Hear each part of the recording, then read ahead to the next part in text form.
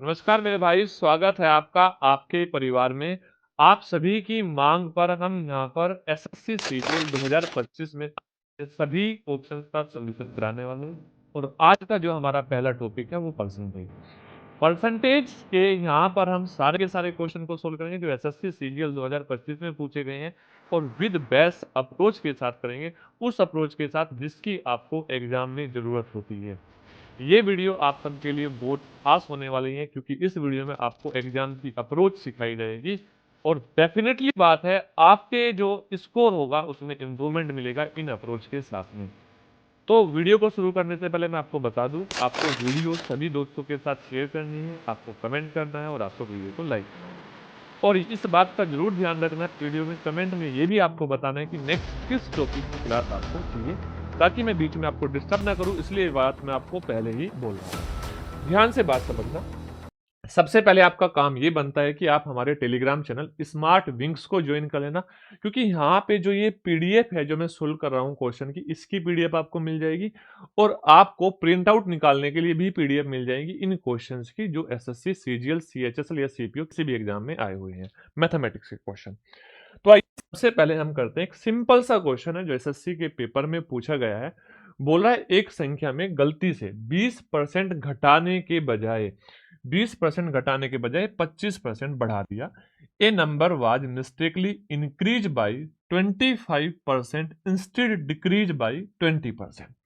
अब यहां पर बहुत आसान सी कहानी है, हम एक नंबर ले लेते हैं और आप देखोगे जो ये परसेंटेज है, ये बात भी ध्यान रखने वाली है, जो ये परसेंटेज है ये बहुत सिंपल सिंपल परसेंटेज है, ये बहुत सिंपल सिंपल परसेंटेज है। तो हम 100 से डायरेक्ट इसको कंपैरिजन कर सकते हैं। पूछ रहा है by what percentage the final result is more than the correct value, यानी कि जो हमारी करेक्ट वैल्यू आने वाली थी उससे जो फाइनल रिजल्ट आया वो कितने परसेंट ज्यादा था। अब देखो, अगर हम यहाँ पे सिंपल सी बात करें, भाई एक नंबर है 100, इस नंबर में हम क्या करेंगे, परसेंटेज चेंज करेंगे। 100 हमने इसको इसलिए माना कि बहुत इजी है 100 का 25% और 100 का 20% चेंज करना।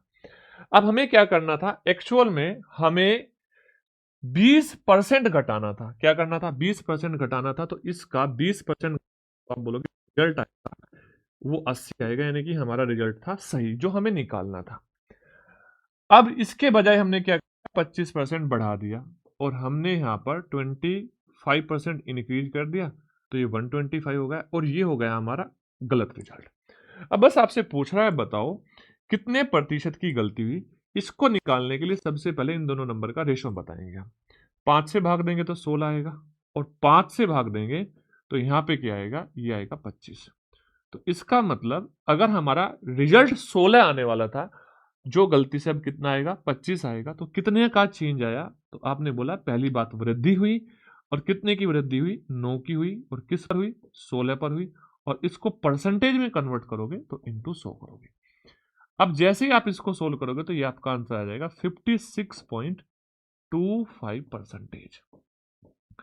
56.25%। आप बोलोगे मैंने कैसे कैलकुलेशन कर दी इतनी फास्ट। ध्यान से बात समझना। आप मुझे बताओ, क्या 16 का आधा 8 होता है जो 50% होता है। 16 का आधा कितना होता है, 8 होता है जो 50% होता है। एक और ज्यादा है तो 1/16 को मैं लिख सकता हूं 6.25। इसलिए हमारा आंसर हो गया कितना, 56.25%। मैंने इसको पूरा भाग नहीं दिया, आपको भी ये चीजें समझनी चाहिए। नेक्स्ट देखो ध्यान से, क्वेश्चन को समझना। The value of A machine is depreciate by 10% in first year, 20% in second year and 30% in third year. The initial value was rupees 10,000. What is the value of end of 3 year? तो बहुत सारे बच्चे ऐसे होंगे इसका तुरंत ratio बनाना start कर देंगे। क्या बनाना स्टार्ट कर देंगे, रेशो बनाना स्टार्ट कर देंगे। हिंदी पढ़ लो। एक मशीन का मूल्य पहले वर्ष में 10%, दूसरे वर्ष में 20% और तीसरे वर्ष में 30% कम हो जाता है। अगर प्रारंभिक मूल्य ये है तो 3 वर्ष बाद इसका मूल्य बताओ। तो यहां पर या तो रेशो बनाना स्टार्ट कर देंगे या सक्सेसिव लगाना स्टार्ट कर देंगे। नहीं, इनमें से कुछ नहीं करना। अगर सॉल्यूशन आसान चाहते हो तो इस बात को समझो। देखो, ये जो मशीन की फिलहाल कीमत है ये कितनी है, ये आप बोलोगे 10,000 था। जो आरंभिक मूल्य था, जो इनिशियल प्राइस था, वो था 10,000। अब 10,000 में पहले क्या हुआ, पहले 10% की कमी हुई। कितने की? 10% की कमी। और इस 10% की फ्रैक्शन क्या होती है? 1/9, 1/10। तो 1 की कमी हुई 10 में, तो आप बोलोगे ये बचा हमारे पास 9/10। डन है बातें? डन। ओके। अब ध्यान से बात समझना, सेकंड कमी क्या हुई? 20% की। और 20% की फ्रैक्शन क्या होती है आपको पता होना चाहिए, 1/5 होती है। 1/5 होती है। तो 5 में 1 की कमी हो जाएगी तो कितना बचेगा? 4/5 बचेगा।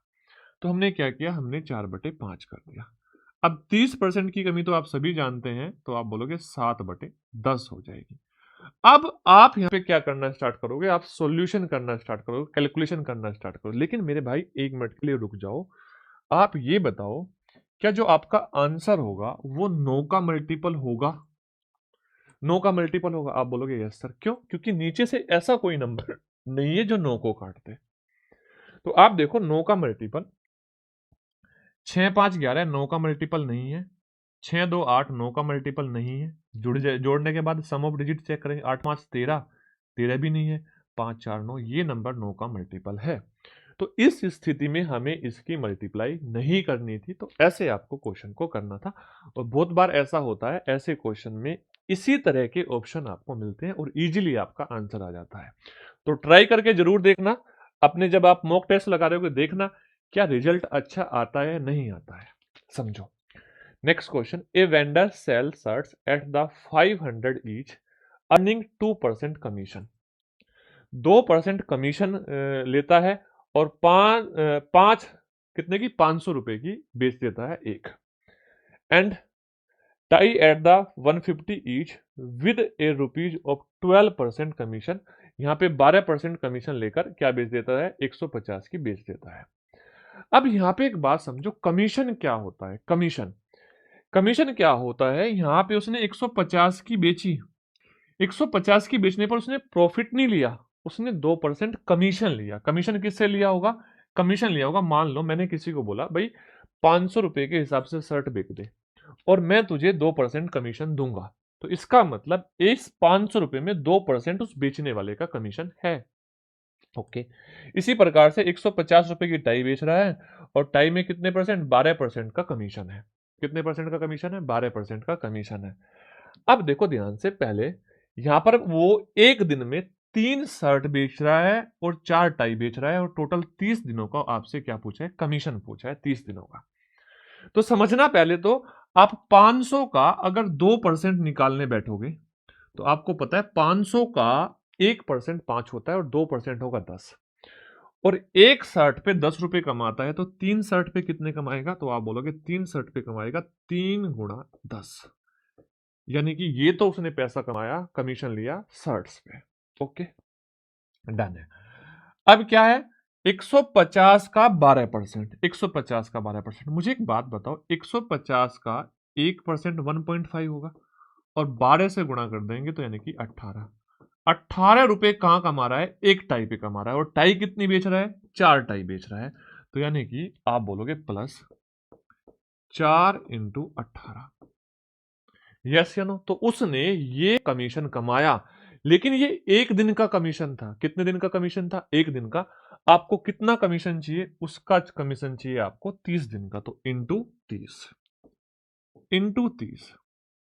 तो बताओ 30 रुपए यहां कमाया, यस या नो? 18 चौक 72 यहां पे कमाया। और जब 30 से गुणा करेंगे इंटू 30, ध्यान से बात समझ लो, तो आप बोलोगे सर 102 इंटू 30। तो 0 3 दूनी 6, आप बोलोगे 0 और 3 एकम 3, तो यानी कि 3060 रुपए का उसने क्या कमाया? कमीशन कमाया। और ऑप्शन नंबर सी ये आपका बिल्कुल सही उत्तर हो जाएगा। क्लियर है बातें? आप बोलोगे यस सर। बहुत आसान सी क्वेश्चन था, आप इसको इजीली कर सकते थे। नेक्स्ट क्वेश्चन देखो, question number 4। In A city the current number of literate people is 25,000। यानी कि जो लोग साक्षर है, जो लोग पढ़े लिखे हैं, उनकी संख्या 25,000 है। If the number of literate male is decrease by 5%। जो मेल है, जो मेल है उसकी संख्या में 5% की कमी आ जाती है। कितने की कमी आ जाती है मेरे भाई? 5% की कमी आ जाती है। और जो साक्षर महिलाएं हैं उनमें 10% की क्या हो जाती है? वृद्धि हो जाती है। यानी कि जो पुरुष है वो तो 5% कम हो जाएंगे पढ़े लिखे, और जो महिलाएं हैं वो 10% ज्यादा हो जाएगी। इन किस में से? 25,000 में से। अब बोल रहा है जो कुल साक्षर जनसंख्या हो गई वो हो गई कितनी? 25,250। कुल 25,250 हो गई। मुझे एक बात बताओ, बड़े ध्यान से ऑब्जर्व करो, और आपसे यहां से यह भी पूछा है कि बताओ शहर में पुरुष की वर्तमान संख्या क्या है? वर्तमान संख्या क्या है? पहली चीज तो ये बात समझ लो, जो ये आपको दी गई है ये कंडीशन दी गई है। इसके बाद क्या दी गई है? कंडीशन दी गई है। आपने बोला यस सर कंडीशन दी गई है। मैंने आपसे पूछा कि कितने बढ़े, कितने बढ़े, तो आपने बोला 250 बढ़े। टोटल जनसंख्या कितनी बढ़ी? 250 बढ़ी। यानी कि आपने देखा 25,000 का 250 1% होता है। 25,000 का 250 1% होता है, तो इसका मतलब जो पढ़ी लिखी जनसंख्या थी वो 1% बढ़ी मात्र। मेल में 5% की कमी हुई, फीमेल में 10% की वृद्धि हुई। तो यहां हम एलिगेशन लगा सकते हैं। क्या लगा सकते हैं? एलिगेशन। आप देखोगे सर मेल की बात करें हम और फीमेल की बात करें, मेल में 5% की कमी हुई थी तो -5%, और फीमेल में 10% की वृद्धि हुई तो +10%, और जो टोटल इनको मिलाने पर चेंज आया वो आया मात्र 1% की वृद्धि। अब देखो आपको यहां पे एलिगेशन लगाना है। क्या लगाना है? एलिगेशन। अब एलिगेशन जब लगता है तो आप इन दोनों का डिफरेंस, इन दोनों का डिफरेंस इधर लिख दोगे, तो -5 और +1 का डिफरेंस आएगा 6। यानी कि एक वैल्यू माइनस में एक प्लस में, तो डिफरेंस निकालते टाइम दोनों की दोनों जुड़ जाती है, तो ये तो आया 6। अच्छा ये इनका डिफरेंस क्या आएगा? 10 में से 1 घटा दोगे 9। तो इसका मतलब ये बात समझ में आई कि सर अगर मैं यहां पर 3 से भाग दे दूं तो 3 तिया 9 और 3 दूनी 6। यानी कि टोटल पॉपुलेशन में अगर मेल की बात करूं तो 3 है, और फीमेल की बात करूं तो 2 है, और टोटल कितना है? टोटल है 5। अब आप खुद बताओ कि ये 5 25,000 के बराबर है, और आपसे क्या पूछ रहा है? आपसे पूछ रहा है 3 का मान। तो बताओ 5 को 25,000 बनाने के लिए किससे गुणा करनी पड़ेगी? सबको पता है, सबको पता है 5 को 25,000 बनाने के लिए 5,000 से गुणा करनी पड़ेगी, तब जाके 25,000 होगा। तो इसी प्रकार से यहां मेल में भी 5,000 से गुणा करनी पड़ेगी, तो ये कितना हो जाएगा? 15,000 हो जाएगा। यानी कि आपकी जो मेल की संख्या हो जाएगी वो 15,000 हो जाएगी, और 15,000 मतलब option number C correct answer हो जाएगा। समझ आ रही है बातें? डन है। बेसिक से क्वेश्चन है, यहाँ पे ऐसा नहीं था कि बहुत टफ क्वेश्चन आए थे, कुछ क्वेश्चन अच्छे थे। अब देखो ये क्वेश्चन समझना, इस क्वेश्चन को आप में से ऐसा कोई बच्चा नहीं होगा जो इसको ना कर पाए, लेकिन क्या मुझसे पहले कर पाओगे? बात इसकी है, क्या आप इसको मुझसे आसान तरीके से कर पाओगे? अगर आसान तरीके से कर पाओगे तो इसका मतलब आप बेस्ट हो, लेकिन मैं आपको बता दूं आसान तरीका इससे जो मैं बताऊंगा उससे है ही नहीं, इसलिए बात समझ लो। देखो जब भी आपके सामने ऐसा क्वेश्चन है, दो संख्याओं का योग, दो संख्या है P और Q के योग का आपको परसेंटेज दिया 25%, और दो संख्याओं के अंतर का आपको परसेंटेज दिया है 75%, और आपसे पूछा है P और Q का अनुपात बताना है। हमेशा एक बात ध्यान रखना है, सबसे पहले अगर आप इनको कॉमन लेके काट दो ना तो काट दो, काट पाओ। तो आपने बोला सर अगर मैं इनको कॉमन लूंगा तो यहां तो बचेगा 1, 25 से कम 25, और यहां बचा 25 या 75 3। डन है बात है? आपने बोला यस सर। इतना सबने कर लिया? अब बोला हाँ। अब मैंने बोला दो नंबर का रेशो पूछा है, एक P का और एक Q का, और आपको पता है P जो है वो बड़ा नंबर है क्योंकि P में से Q घटा रहे हैं। तो जो भी ये दो नंबर आए इनको एक बार जोड़ लो, तो आपने बोला 3 और 1 कितना? 4, और एक बार इन दोनों का अंतर ले लो, जब जोड़ोगे तो बड़े वाला नंबर, अंतर लोगे तो छोटे वाला नंबर। तो ये आ जाएगा आपका कितना? ये आ जाएगा 2:1। 2:1 आपका करेक्ट आंसर होगा। P अनुपात Q है 2:1। यस या नो?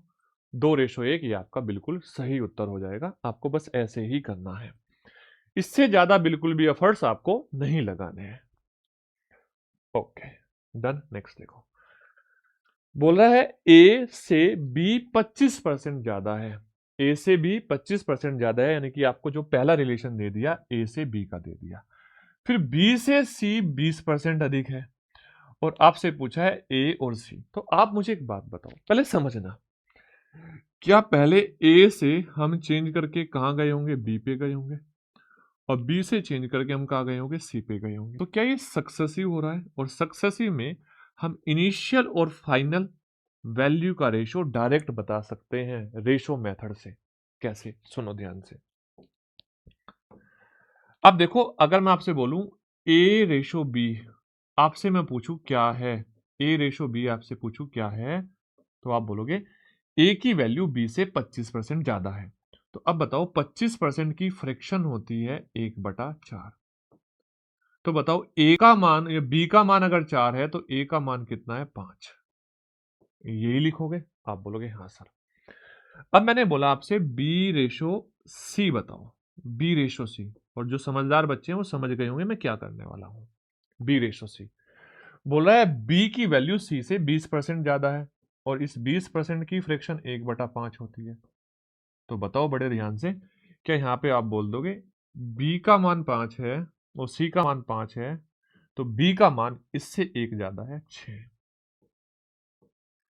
अब देखो बड़े ध्यान से, अगर मैं इधर मल्टीप्लाई करूंगा, इनकी मल्टीप्लाई करूंगा, तो बी से बी कट जाएगा, तो क्या आएगा? ये आएगा मेरे भाई ए रेशो सी। तो इसी प्रकार से मैं डायरेक्ट ए रेशो सी बता सकता था, ए रेशो सी। तो ये यहां पर आप 5 से 5 कट जाएगा, डन है। तो ये कितना आएगा? ये आएगा 6:4, और इसको और सिंप्लीफाई करोगे तो ये आ जाएगा 3:2। अब ये तो मैंने आपको समझाने के लिए किया, लेकिन एग्जाम में आप इस क्वेश्चन को क्या करते हैं, आपको पता है सक्सेसिवली जा रहे हैं हम पहले ए से बी पे जाएंगे और फिर बी से सी पे जाएंगे। ठीक है, चलो देखो, आप बताओ ए बी से 25% ज्यादा है, तो आप मुझे बताओ बी को अगर मैं नीचे लिख दूं, बी आपका 4 है तो ए आपका 5 है इनटू, ठीक है। अब सी जो है, सी बी से कितना है? बी सी से 20% ज्यादा है, तो सी का मान 5 है और बी का मान 6 है, तो यहां से ये आ जाएगा 3:2। आप डायरेक्टली आंसर बता सकते थे। ऑप्शन नंबर कितना? Option number A correct answer हो जाएगा 3 अच्छा, हाँ यही है 3:2। क्लियर हुई बातें? समझ में आ रही है? यस। चलो मेरे भाई नेक्स्ट क्वेश्चन देखो, ध्यान से बात समझना।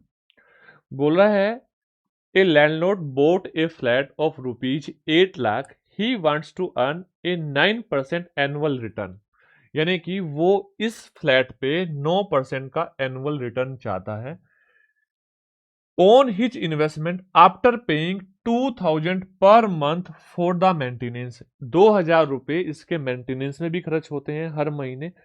What should be the monthly rent of the charge, यानी कि वो कितना मंथली रेंट चार्ज करेगा। आप समझना ध्यान से, 8 लाख रुपए का हमने फ्लैट खरीद लिया, ध्यान से बात समझना, 8 लाख रुपए का हमने फ्लैट खरीद लिया और हम यहां पर चाहते हैं कि हमें 9% रिटर्न यहां से ले ले।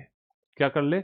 9% रिटर्न हम यहां से ले ले, मतलब जो भी आपने लोन लिया होगा या कोई XYZ कोई भी चीज है, 9% हमें यहां से रिटर्न आ जाए। यानी कि एक तो क्या करेंगे, हम इसका 9% रिटर्न लेंगे, और दूसरा क्या है, हम यहाँ पर 2000 रुपए रख रखाव के लिए भी देंगे। तो हमें बताओ टोटल कितने रुपए उस व्यक्ति से लेने चाहिए जिसको हम रेंट पर देंगे। ध्यान से बात समझना। अब पहली चीज तो इसका 9% आपको ईयर में मिलेगा, एक ईयर में। तो 8 लाख का, आप मुझे बताओ 8 लाख का 1% होता है 8,000। कैसे? आप 2 जीरो काट दोगे तो 8,000 बचा। अच्छा 9%, 9%, यस या नो? 9% एक साल का था। अब यहां पे अगर मैं इसको 12 से भाग दे दूं तो एक महीने में कितना आपको रिटर्न चाहिएगा वो आपको पता चल गया। आपने बोला सर यहां पे मैं देखूंगा 4 तिया 12, 4 दूनी 8, या सोचो छोड़ो, 9 8 72, 72,000 को 12 से भाग दूंगा तो ये आ जाएगा 6,000। 6,000 तो 6,000 तो ये चाहिए था, और 2,000 हमें किसको देने थे? रख रखाव के भी देने थे, तो प्लस 2,000, 2,000 हमें ये भी चाहिए। तो यानी कि हम जो टोटल लेंगे, टोटल कितना लेंगे उससे किराया? हर महीने 8,000 रुपए उससे किराया ले लेंगे। हर महीने हम कितना किराया ले लेंगे, 8,000 रुपये किराया ले लेंगे। ये हमारे रिटर्न में चले जाएंगे 9% और ये हमारे रख रखाव में चले जाएंगे। तो इजी था। बहुत सारे बच्चे इसमें ईयर में घुस जाते हैं, पूरा का पूरा ईयर का डाटा निकालने लग जाते हैं, आपको मंथ का निकालना था। नेक्स्ट देखो ध्यान से, बोला the expenditure of a house hold on the food, clothing and the entertainment is in ratio 2:4:4। अच्छा पहले तो ये समझ जाओ क्या ये रेशो है, नहीं ये अभी सिंप्लीफाइड रेशो नहीं है, आप इसको बोल सकते थे 1:2:2। इसको हम सिंप्लीफाई करके 1:2:2 बोल सकते थे इसके स्थान पे। पहली कंडीशन आपको समझनी चाहिए क्योंकि हमें कैलकुलेशन छोटी करनी है। बोल रहा है उसके बाद में इन द कमिंग ईयर, आने वाले साल में, the cost of food is expected to fall by 10%। जो फूड की कॉस्ट है वो 10% घट जाएगी। Clothing to rise 5%। जो कपड़ों की लागत है वो 5% बढ़ जाएगी। Entertainment to fall by 15%। जो इंटरटेनमेंट है वो 15% घट जाएगा। What is the percentage change increase decrease in the total household expenditure. तो बताओ टोटल में कितना परसेंटेज का इंक्रीज या डिक्रीज होगा। ध्यान रखना हमेशा जब भी ऐसा क्वेश्चन आपके सामने पूछा जाए, टोटल में पूछा जाए परसेंटेज चेंज और आपके पास जो रेशो है उनमें परसेंटेज चेंज दिया जाए, तो सीधा सीधा जो रेशो है उसकी परसेंटेज में गुणा करना। पहला बात समझना, पहला रेशो है भोजन का और आप देख रहे हो फूड में 10% की क्या आ रही है, 10% की गिरावट होने की बात हो रही है, यस या नो। तो आप देखोगे जो ये रेशो है एक, इसमें आप 10 से गुणा कर दो और 10 की गिरावट होगी, कमी होगी तो -10। ठीक है। अब दूसरी लागत किसकी है, कपड़ों की, और कपड़ों में 5% की वृद्धि हो रही है। कितने की वृद्धि हो रही है, 5 की। तो कपड़ों का रेशो सेकंड वाला होगा 2, तो यहां पे देखो वृद्धि होगी तो पहली बात तो प्लस होगा, और रेशो 2 है और परसेंटेज 5 है, गुणा कर दो, मल्टीप्लाई बाई 5। ओके। अब तीसरा मनोरंजन है, रेशो 2 है और परसेंटेज 15 की गिरावट है, 15 की गिरावट है, तो आप बोलोगे -2, गिरावट है तो -2 × 15। अच्छा अब ये जो भी आपका रिजल्ट आ रहा है इसको भाग दे दो टोटल रेशो से। टोटल कितना है, 2 दूनी 4 और 1 5, 5 से भाग दे दो। आप देखोगे -10 से +10 कट जाएगा और ये कितना हो जाएगा, 15 दूनी 30 और 30 को 5 से भाग दोगे तो -6 आएगा, यानी कि 6% की गिरावट आएगी फाइनली। और ये 6% की गिरावट कितनी होगी, कौन सा ऑप्शन है, आप बोलोगे 6% डिक्रीज। अब देखने में कितना बड़ा लग रहा था लेकिन सॉल्यूशन कितना आसान था। क्लियर है बातें, यस। क्योंकि इन सबके जो है ना ये खर्चे जुड़ जाएंगे टोटल खर्चे में, ये सारे के सारे जुड़ेंगे। अब ये सारे के सारे जुड़ेंगे तो ये नेगेटिव था, ये भी नेगेटिव था, तो नेगेटिव ही आएगा रिजल्ट। ओके, यानी कि 6% डिक्रीज हो जाएगा। अब ये क्वेश्चन भी सेम है, ये क्वेश्चन भी सेम है। इस क्वेश्चन को मैं फटाक से करके दिखाता हूं, ध्यान से बात समझना। पहले पढ़ते हैं। एक निर्माण परियोजना के लिए बजट भूमि अधिग्रहण, निर्माण सामग्री और श्रम के लिए 5:2:3 था। तो तीन चीज थी, एक तो भूमि अधिग्रहण के लिए बजट था, दूसरा था निर्माण सामग्री के लिए, और तीसरा था श्रम के लिए। क्या था, 5:3:2 के अनुपात में था। बोला परियोजना के दौरान जो भूमि अधिग्रहण है उसमें 5% लागत बढ़ गई। जो परियोजना स्टार्ट हुई उसमें 5% लागत बढ़ गई। जो आपकी निर्माण सामग्री है उसमें लागत में 10% की वृद्धि हुई, यहां भी वृद्धि हुई, और जो श्रम है, मजदूरी है, उसमें 20% की गिरावट आई। तो बोल रहा है बताओ कितने प्रतिशत की कमी या वृद्धि आई। क्या सेम क्वेश्चन है, सीधा सीधा देखो। यहां वृद्धि है, पहला रेशो 5 है, तो आप बोलोगे 5 × 5। अच्छा दूसरे में वृद्धि है तो प्लस करो, दूसरा रेशो कितना है 3, और दूसरा परसेंटेज कितना है, आप बोलोगे 10 × 10। ध्यान रखना क्या सेम रेशो है और उसी का परसेंटेज है क्या, ये बात भी ध्यान रख लेना। ऐसा हो जाता है कभी कभी कि श्रम पहले दे दे और सामग्री बाद में दे दे परसेंटेज, और बच्चा कंफ्यूज होकर सीधा सीधा मल्टीप्लाई करता रहता है, ध्यान रखना है आपको। अब ये कमी हो रही है तो -2 × 4, 2 × 20 यानी कि 40, और डिवाइड बाई 10। 10 क्यों, क्योंकि टोटल 10 है, 3 2 5 और 5 10।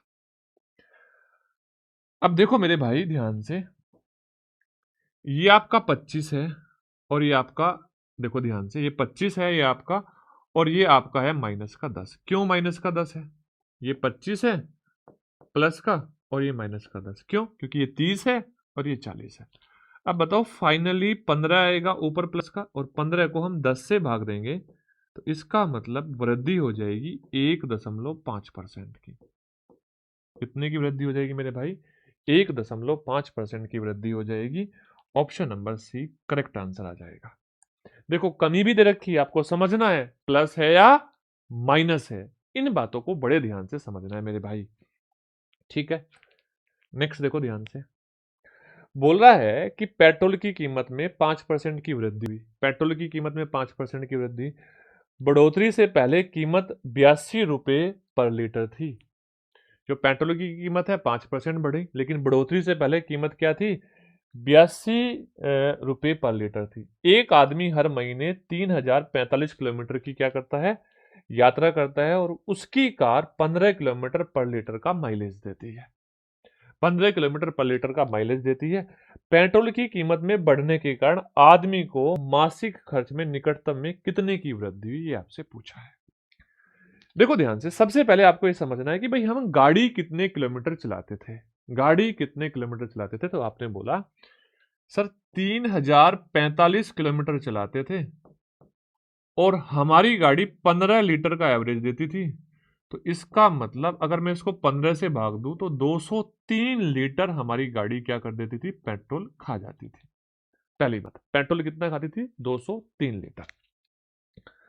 अब एक बात बताओ, हमारा खर्चा टोटल कितना था? आपने बोला 203 लीटर खाती थी, यस या नो? 82 रुपए लीटर था, ये हमारा टोटल खर्चा था।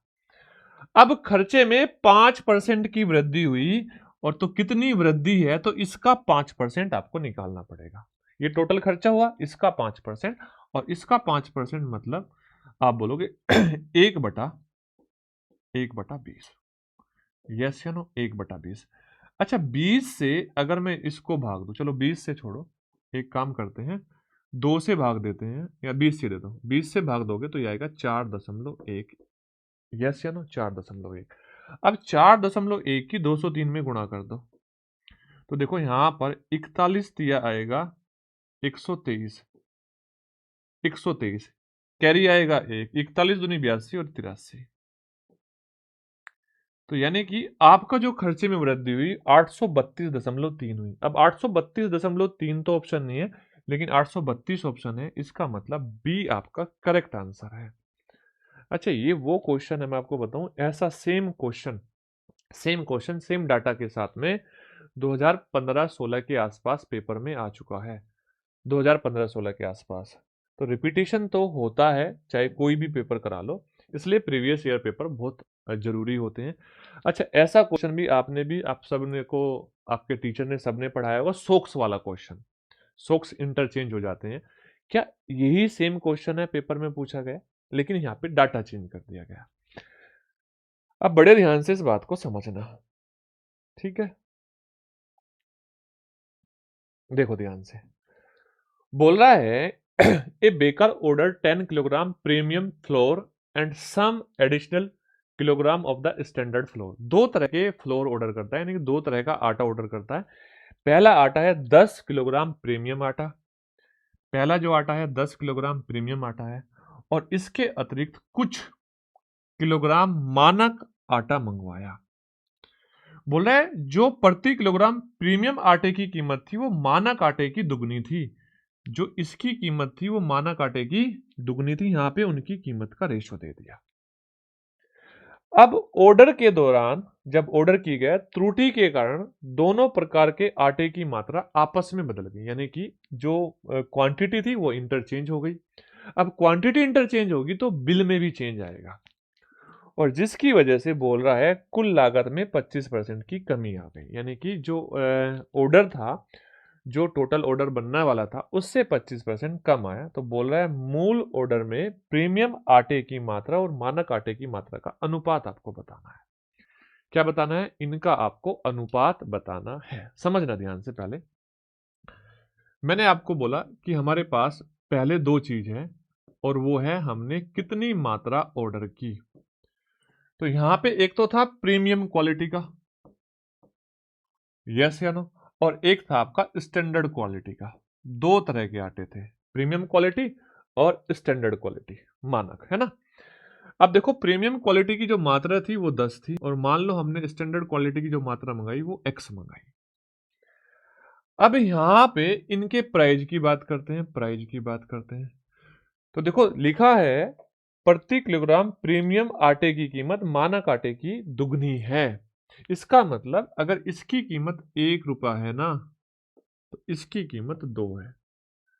यस या नो, इसको हम किस में ले लेते हैं, रेशो में ले लेते हैं। अब रेशो में इसलिए ले रहे हैं क्योंकि परसेंटेज को रेशो से सोल्व किया जा सकता है, परसेंटेज निकाला जा सकता है।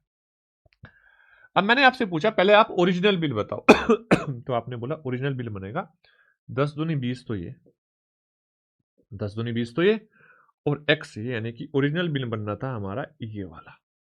ठीक है, लेकिन हुआ क्या, गलती से ये इंटरचेंज हो गए, ये 10 उधर चला गया और x इधर चला गया।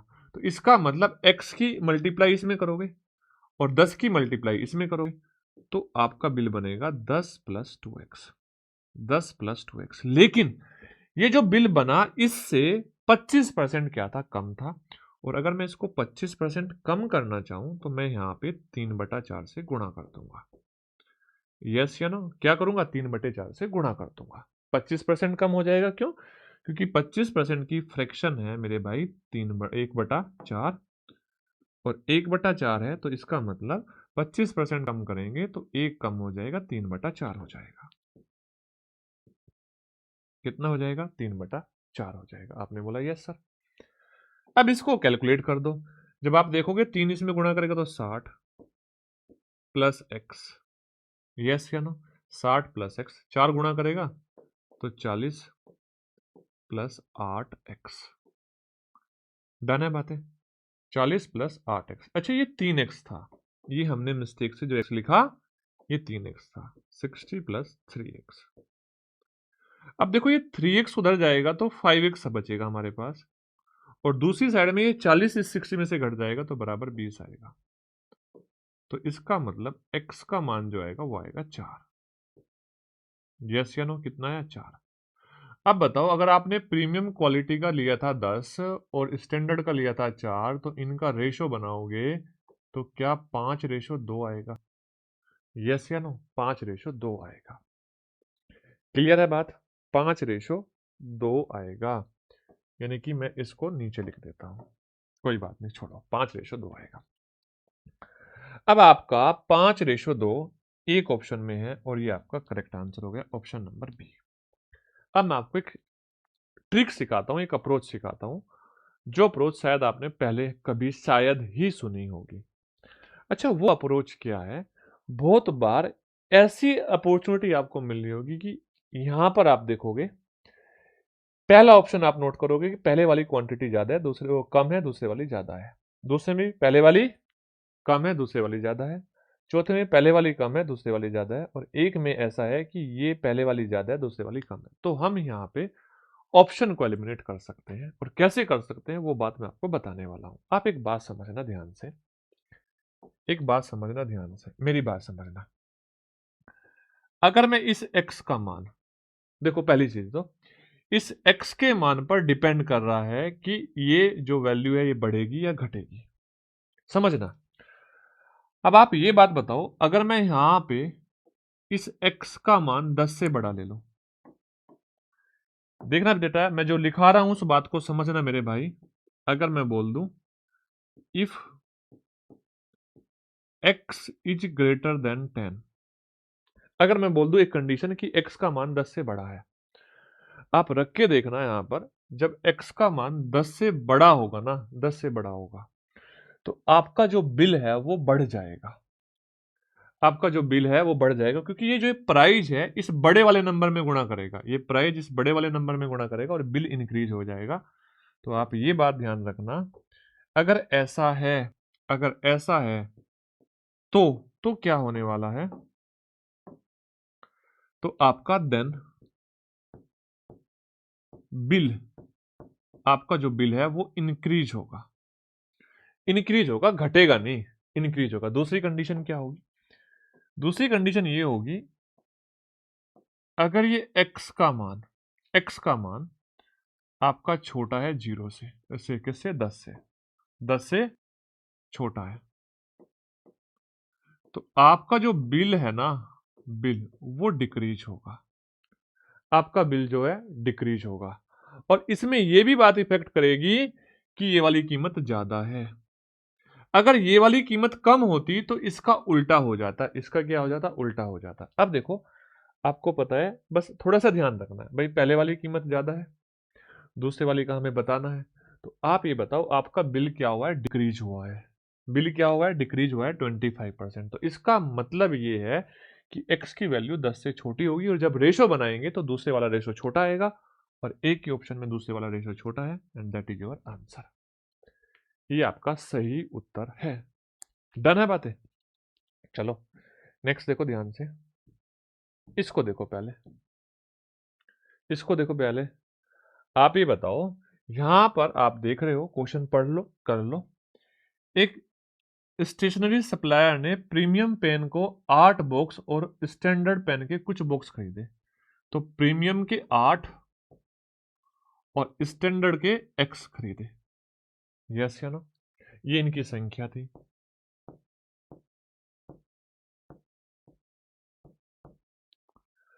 बोल रहा है कि जो प्रीमियम बॉक्स की कीमत है स्टैंडर्ड बॉक्स की कीमत की दुगनी है। अच्छा, प्राइस की अगर मैं बात करूं तो ये 2 है और ये 1 है, यस या नो? ये 2 है, ये 1 है। अब आप देखो, यहां पर 25% की वृद्धि हो रही है, 25% की वृद्धि हो रही है, यस या नो? 25% की वृद्धि हो रही है। तो आप ये बताओ, इसका मतलब आपका बिल बढ़ रहा है, तो इसका मतलब ये बात कंफर्म है कि x का मान 8 से बड़ा होगा, x का मान 8 से बड़ा होगा, x का मान 8 से बड़ा होगा। और 8 से बड़ा होने का मतलब दूसरे वाला रेशो बड़ा मिलेगा। यहाँ पे देखो, दूसरे वाला रेशो पहले वाले से छोटा है, दूसरे वाला रेशो पहले वाले से छोटा है, दूसरे वाला पहले वाले से छोटा है। ऑप्शन नंबर सी ये आपका करेक्ट आंसर हो जाएगा, ये आपका क्या हो जाएगा, करेक्ट आंसर हो जाएगा। लेकिन इस वाले क्वेश्चन में हम ऑप्शन से एलिमिनेट नहीं कर सकते, क्योंकि देखो, मैं तो आपके सामने पेपर के क्वेश्चन लाया हूं, इसमें हम ऑप्शन से एलिमिनेट नहीं कर पाएंगे, क्योंकि दो ऑप्शन में बड़ा है और दो में छोटा है, दो में बड़ा है, दो में छोटा है। आप देखोगे, यहां पर बड़ा है, यहां पर बड़ा है, इसमें छोटा है और इसमें छोटा है। तो इसको हमें क्या करना पड़ेगा, सोल्व करना पड़ेगा। एक बार फटाफट इसको हम सोल्व कर देते हैं, फटाफट इसको सोल्व कर देते हैं। हमारे पास दो तरह के लैपटॉप है। एक तो क्या है हमारे पास में लैपटॉप, 20 हाई एंड लैपटॉप है, और जिसमें कुछ क्या है, स्टैंडर्ड डेस्कटॉप है कुछ मात्रा में, यानी कि 20 तो हमारे हाई लैपटॉप है, और हमारे x जो है स्टैंडर्ड डेस्कटॉप है। ये इनकी संख्या है, ये इनकी संख्या है। अब इनकी कीमत का रेशो दे रखा है, बोल रहा है हाई एंड लैपटॉप की कीमत स्टैंडर्ड डेस्कटॉप की कीमत की 5 गुनी है, यानी कि ये 1 है और ये 5 है। डन है, ये इनका प्राइस है। अब बोल रहा है जब बिल बनाया तो बिल में क्या हुआ, इनकी गलती से जो डिलीवरी में लैपटॉप और डेस्कटॉप की संख्या थी वो आपस में बदल गई, और जब आपस में बदली तो बिल 80% बढ़ गया, 80% बढ़ गया। तो देखो ध्यान से, आपका अगर मैं नॉर्मली बिल बनाऊं तो 20 पंजे 100 और प्लस एक्स, यस या नो? नया बिल बनाऊं चेंज करके तो आप बोलोगे ये एक्स इधर आ जाएगा तो 5x, ये 20 इधर चला जाएगा तो प्लस 20। लेकिन यहां पर जो बिल हुआ वो 80% की वृद्धि हुई, और 80% की वृद्धि का मतलब 9/5, इसका 9/5। देखो 80% की फ्रैक्शन होगी आपकी 4/5, और 5 में 4 की वृद्धि करेंगे तो 9/5 हो जाएगा। अब देखो ध्यान से, ये 900 प्लस 9x बराबर 25 प्लस 25x और प्लस 100। अब देखो 100 इधर जाके घट जाएगा और ये इधर जाके घट जाएगा, तो यानी कि 16x बराबर 800 आ जाएगा, और x बराबर कितना आया, 5 आया। 16 पंजे 80। x बराबर कितना आया? 5 आया। हाँ आया ना? x बराबर 5 आया। तो जब x बराबर 5 आया तो आप इस बात को समझो, तो 20:5, तो 20:5 कहीं गलत तो नहीं हो रहा इसमें हमारा? समझना, 20 पंजे 100, x 9 से गुणा कर दी, 9/5, 5 पंजे 25, 20 पंजे 100, 800। अच्छा 800 है, ये 50 आएगा। अच्छा ये 800 था, 80 नहीं था। ये 800 था तो ये 50 आएगा। अब बताओ, 20 ये और 50 ये, तो रेशो बनाओगे तो 2:5 आएगा। कितना आएगा? 2:5। फाइनल आंसर हो जाएगा 2:5। Option number D correct answer हो जाएगा। तो देखो, बिल बढ़ा तो एक्स की वैल्यू बड़ी हो गई। एक्स की वैल्यू क्या हो गई? बड़ी हो गई। लेकिन ये बात ध्यान रखना, जब हम प्राइज की बात कर रहे हैं तो एक्स, तीनों क्वेश्चन में एक्स वाला प्राइज कम है। अगर एक्स वाला प्राइज ज्यादा होता तो ये जो हम लॉजिक लगा रहे थे ये उल्टा लगता। ये बात भी आपको ध्यान में रखनी पड़ेगी। चलो नेक्स्ट क्वेश्चन देखते हैं। देखो ध्यान से समझना। एक स्कूल में, in a school a school organise a field trip for 100 students and 10 क्या chairpersons. Each student give a snack pack containing items of equal to 15% of total number of student. यानी कि जो प्रत्येक छात्र है उसको कुल छात्रों की 15% बराबर वस्तु वाला एक स्नैक का पैक दिया गया, एक स्नैक का पैक दिया गया। और प्रत्येक संरक्षक को जो छात्र है उसकी संख्या का 25% के बराबर क्या दिया गया? वस्तु वाला स्नैक पैक दिया गया। बताओ कुल कितने स्नैक आइटम वितरित किए गए? कुल कितने स्नैक आइटम वितरित किए गए? सुनो ध्यान से। देखो पहली बात तो मैंने बोला आपसे कि टोटल छात्र कितने हैं, आपने बोला 100 है। 100 का 15% यानी कि कुल छात्रों की संख्या का 15% स्नैक में आइटम है। 15% आइटम है तो इसका मतलब छात्रों के जो स्नैक का पैकेट है उसमें 15 आइटम है और 100 छात्र है और 100 इंटू 15 तो 1500 आइटम तो ये हो गए। 1500 आइटम तो ये हो गए। आपने बोला यस सर। अब एक जो आपका चेयरपर्सन है उसमें 25% आइटम है, लेकिन किसके? छात्रों की संख्या का 25%। और छात्रों की संख्या कितनी है? 100। 100 का 25% मतलब 25 आइटम है। और टोटल चेयरपर्सन कितने हैं? 10 चेयरपर्सन है। ठीक है, तो आप बोलोगे 10 इंटू 10 इंटू कितना? 25। तो इनके पास टोटल कितने आइटम हुए? 250। तो आपसे यही पूछा है टोटल कितने आइटम हुए, तो आपने कहा ये टोटल आइटम हुए 1750। और option number A correct answer हो गया। 1750 ऑप्शन नंबर ए इसका सही उत्तर हो गया। नेक्स्ट देखो ध्यान से। बोल रहा है a 60 litre solution of alcohol and water has 20% water. How many litre of alcohol must be added to the solution to make the water content 15%। तो जब भी ऐसा क्वेश्चन आए आप ऐसी क्वांटिटी को ढूंढना जो चेंज नहीं हो रही है। भले ही परसेंटेज चेंज हो रहा हो, एक्चुअल वैल्यू उसकी चेंज नहीं हो रही है। आप देख रहे हो यहां पर क्या कर रहा है, घोल में कितने लीटर शराब, देखो शराब मिलाई गई है तो इसका मतलब जो चेंज नहीं हो रहा है ना वो पानी है। तो मैंने बोला वोटर के हम परसेंटेज की बात करेंगे, वोटर का परसेंटेज।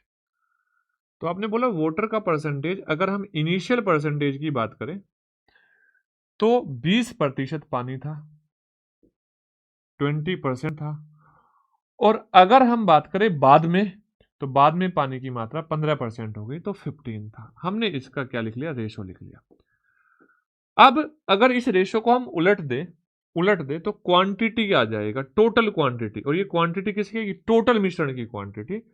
तो आप बोलोगे ये 15 हो जाएगा और ये हो जाएगा 20। हमने क्या कर दिया? उल्टा कर दिया। यानी कि आपको ध्यान रखना है जो मात्रा नहीं बदल रही उसका परसेंटेज और टोटल क्वांटिटी एक दूसरे के इनवर्स में होते हैं।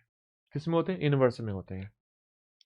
इसको सिंप्लीफाई करोगे तो 3 और 4, कितना? 3 और 4। आप देखोगे यहां पर, ध्यान से बात समझना, 3 और 4, इस 3 का मान 60 है, यानी कि मिलाया कितना आप ये भी समझ लो, 1। तो 3 का मान 60 है, तो इसका 20 गुना है, तो 1 का भी 20 गुना आपने ऐड किया होगा, यानी कि 20 लीटर आपने ऐड किया। क्या ऐड किया? 20 लीटर अल्कोहल आपने ऐड किया, 20 लीटर। क्लियर बात? समझ में आ गई? आपने बोला यस सर।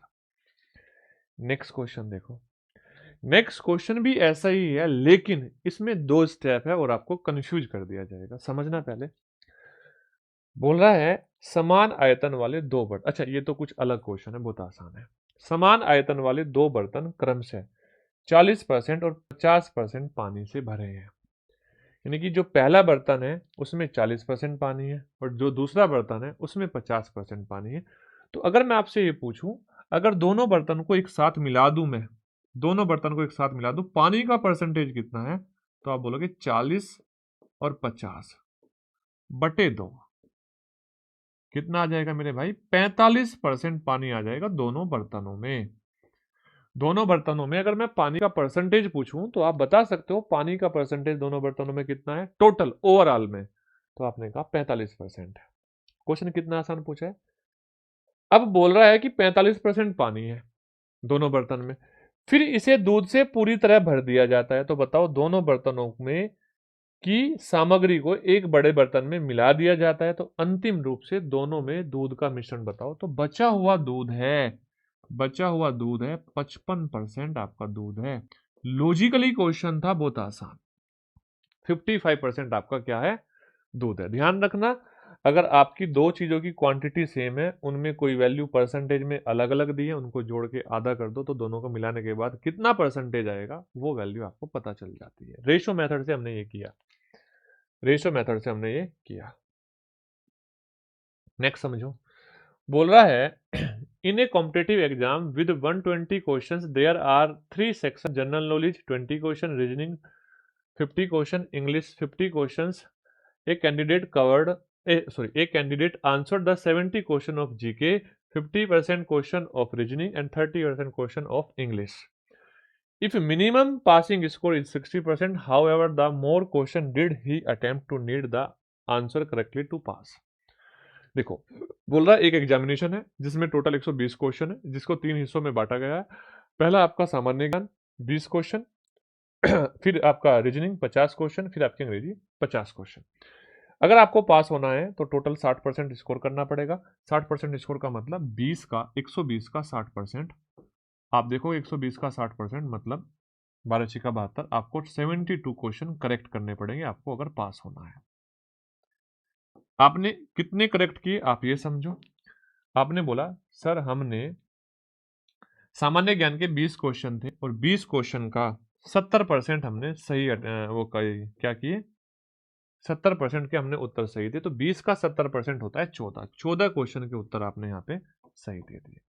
भाई आप ही बताओ, अगर 20 का 70% आपको निकालना नहीं आ रहा तो फिर तो आपको ये परसेंटेज एसएससी सीजीएल का ना पढ़ के आपको पूरा का पूरा बेसिक से मैथमेटिक्स पढ़ना पड़ेगा। यस या नो? दोनों की गुणा कर दो और 100 से भाग दे दो।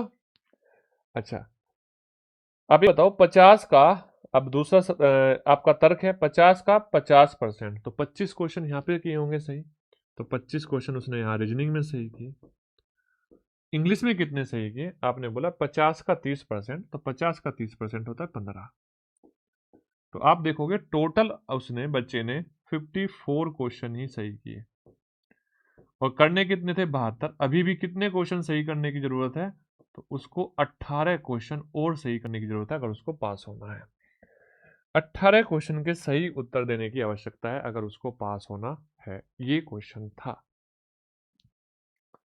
यस आप बोलोगे हाँ सर। देखो ध्यान से बात समझना। बोला एक छात्र के गणित में अंक भौतिकी में से 20% ज्यादा है।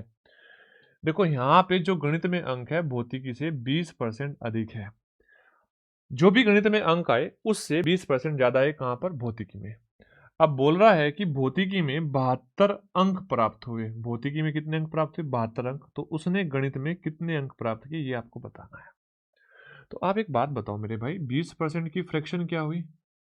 आपने कहा 1/5 हुई, 1/5 हुई। तो ये उसके फिजिक्स के मार्क्स है। और अगर मैं मैथ्स के मार्क्स की बात करूं, इससे एक ज्यादा, मैथ्स में 6 मार्क्स है ना। गणित में भौतिकी से 20% ज्यादा अंक है। तो बस क्या करना है यहाँ पे, आप इसको भी छोड़ दो, ये भी नहीं करना भाई। आपके पास फिजिक्स में अंक है 72, और 72 से 20% क्या है, ज्यादा गणित में है। तो आप ये बताओ, अगर मैं आपसे बोलूं 72 का 20%, तो आप मुझे बताओ 72 का 20% 14.4 होता है।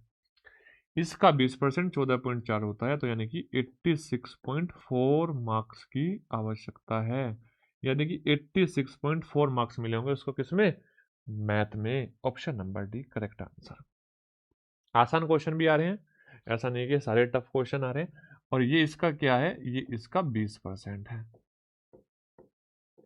20% कैसे निकालोगे सर? हम 2 से गुणा करेंगे और एक स्थान पर दशमलव लगा देंगे, या 20 से गुणा करेंगे और 2 स्थान पर दशमलव लगा देंगे, यस, या 5 से भाग दे देंगे, कुछ भी आप कर लो। देखो नेक्स्ट क्वेश्चन बड़ा प्यारा क्वेश्चन है, थोड़ा सा अंडरस्टैंडिंग है, लैंग्वेज आपको समझ में आनी चाहिए। बोल रहा है an employ contribute 20% of their salary for charity. Charity में 20% अपनी सैलरी का दे देता है। From the remaining amount of 40, जो रिमेनिंग बचा उसका 40% ही एलोकेटेड टू द इन्वेस्टमेंट, उसका 40% इन्वेस्टमेंट में कर दिया, और जो शेष बचा उसको उसने 2 भागों में बांट दिया। शेष राशि को उसने क्या किया? शिक्षा और यात्रा में कर दिया, 7 और 5 के अनुपात में बांट दिया। यदि यहाँ पे जो यात्रा का व्यय है वो उसका 6000 है, यात्रा का व्यय जो है 6000 है, तो बताओ कर्मचारी का कुल वेतन कितना है? समझो ध्यान से। आप देखो, अगर टोटल वेतन 100 है, 100 में से उसने 20% तो कहाँ दे दिया? चैरिटी में दे दिया। 20% चैरिटी में दे दिया, बचा कितना? 80। यस या नो? 80।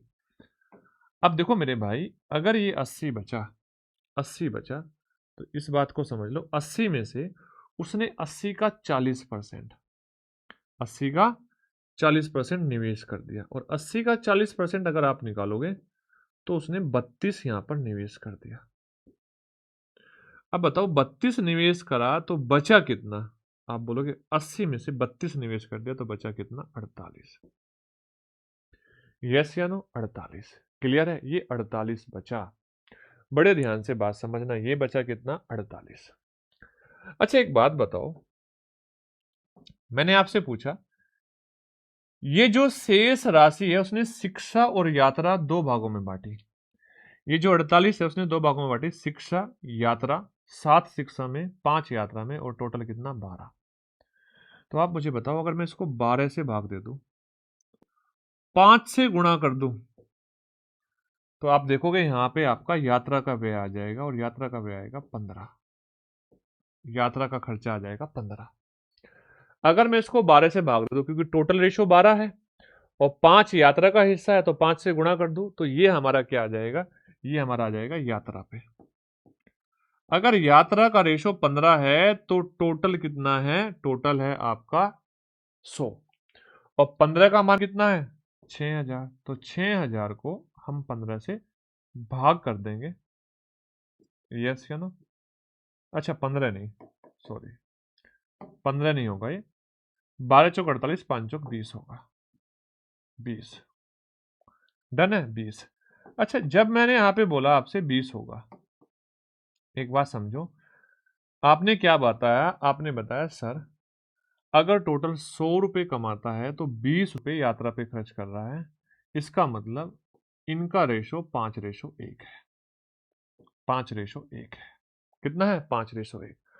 अब बताओ जितने यात्रा पे खर्च कर रहा है उसके 5 गुने उसकी सैलरी है। यात्रा पे खर्च कर रहा है 6000, तो 6000 का 5 गुना यानी कि 30,000।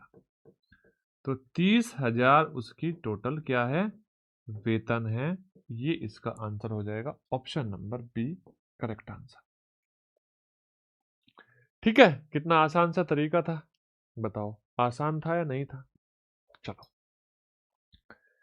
नेक्स्ट क्वेश्चन देखो, क्वेश्चन नंबर 20। ये तो सदाबहार क्वेश्चन है, आपने ऐसे क्वेश्चन बहुत सारे पहले भी किए होंगे। ठीक है, मान लो मैं जो पिछले क्वेश्चन करवाया उनमें से मे बी आपने पहले क्वेश्चन कम किए हो, लेकिन ये क्वेश्चन तो आपने बहुत बार किया है। इस क्वेश्चन को तो मैं फटाफट आपको सोल्व करूंगा और नेक्स्ट क्वेश्चन को आपको सोल्व करने को दूंगा भी। बोला एक आदमी अपनी यात्रा का 80% खर्च करता है, तो मैंने अपनी आय का 80% खर्च करता है। उसकी आय में 25% की वृद्धि होती है, लेकिन जो उसका खर्च है, खर्च उसका सेम रहता है, वही रहता है, यानी कि खर्च में 0% का चेंज हुआ। और 0% का चेंज का मतलब ना तो बढ़ा और ना घटा। तो बताओ उसकी बचत में कितने प्रतिशत की वृद्धि होगी। एक बात ध्यान से समझ लेना, जो भी उसकी आय, देखो आपकी आय बढ़ गई लेकिन खर्च उतना का उतना ही है, तो जितनी आय बढ़ी वो आपकी कहां कन्वर्ट हो जाएगी, बचत में कन्वर्ट हो जाएगी। किस में कन्वर्ट हो जाएगी, बचत में कन्वर्ट हो जाएगी। तो सोचो अगर मैं यहां से बोलूं 80%, 80% की फ्रैक्शन क्या है भाई, पहले तो ये बता दो आप। 80% की फ्रैक्शन तो 4/5। तो आपको यहां से ये पता चला कि इनकम, इनकम अगर 5 है रेशो में, इनकम अगर 5 है रेशो में, तो आपका एक्सपेंडिचर, एक्सपेंडिचर आपका 4 है, और जो आपकी सेविंग है वो आपकी 1 है। ये बात हमें क्या पता चली, रेशो में पता चली। ध्यान से बात समझना।